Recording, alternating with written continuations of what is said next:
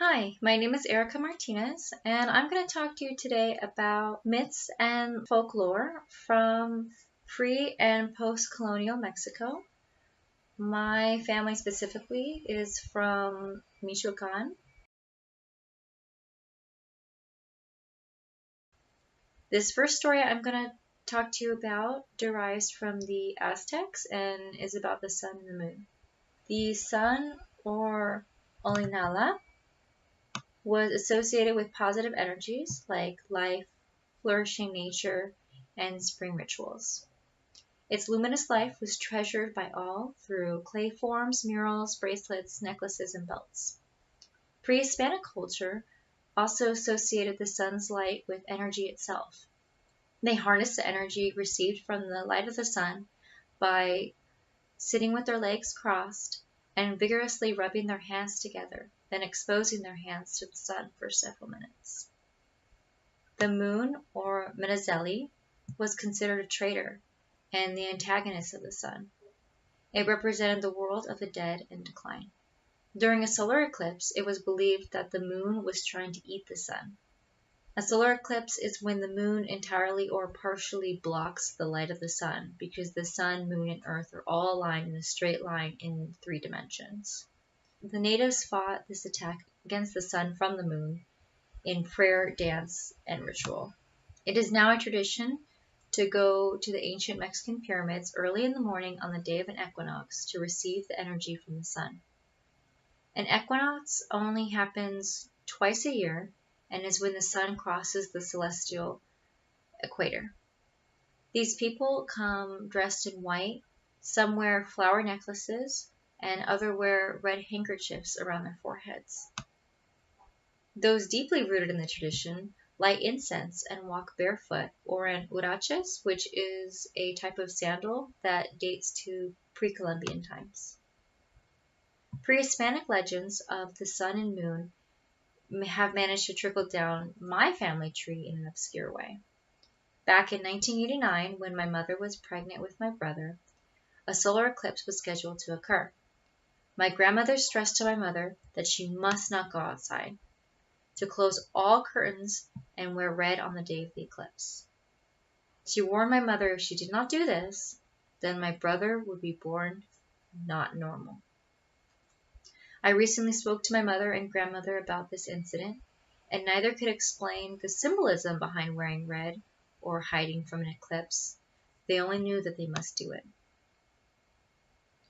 We can only infer from the pre-Columbian story of the sun and moon that my pregnant mother was expected to hide from the eclipse because the moon was attempting to harm the sun and all that it represents, including new life like my brother.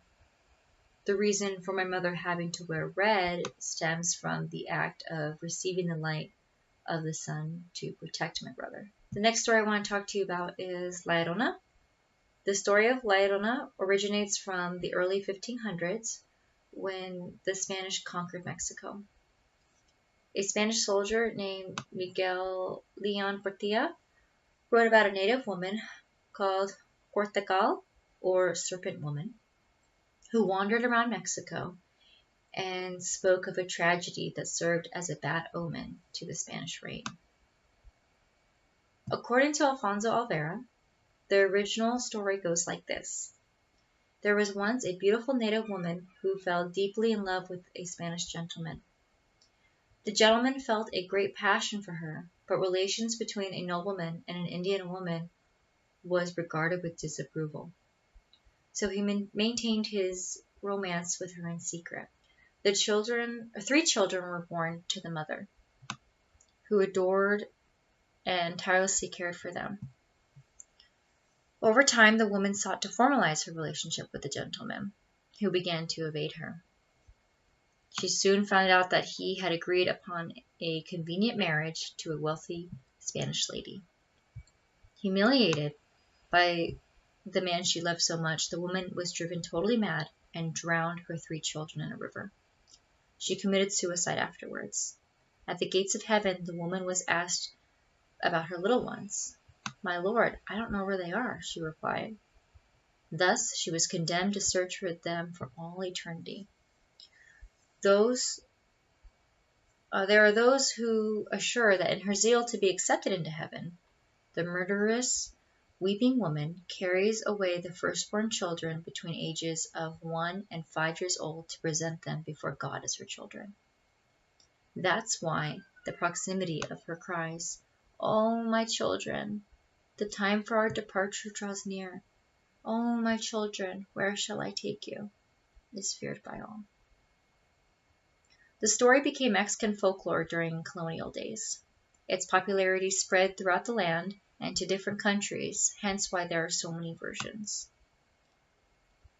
As a child, my mother told us the story of La Llorona, but it was a much more diluted and altered version. This is how I remember it. Once upon a time in Mexico, there was a woman named La Llorona. She was a woman with bad morals who slept with a lot of men and had lots of babies by them. She was selfish and did not want to care for her children. So she killed them, chopped them up in little pieces, and discarded their parts in various places. When La Llorona died and went to heaven, God told her she could not come into heaven until she brought him all her baby's bones. So now La Llorona roams Mexico looking for all her babies, saying, "Oh, where are my baby's bones?" And since La Llorona had so many babies and left their body parts in so many different places, she could not remember where they all were. So she comes in the middle of the night and steals children to collect their bones in hopes of tricking God. As you can see, these two versions are very different yet similar, and the underlying reason for their difference can be compared to the child's game telephone. Only this game has lasted for centuries.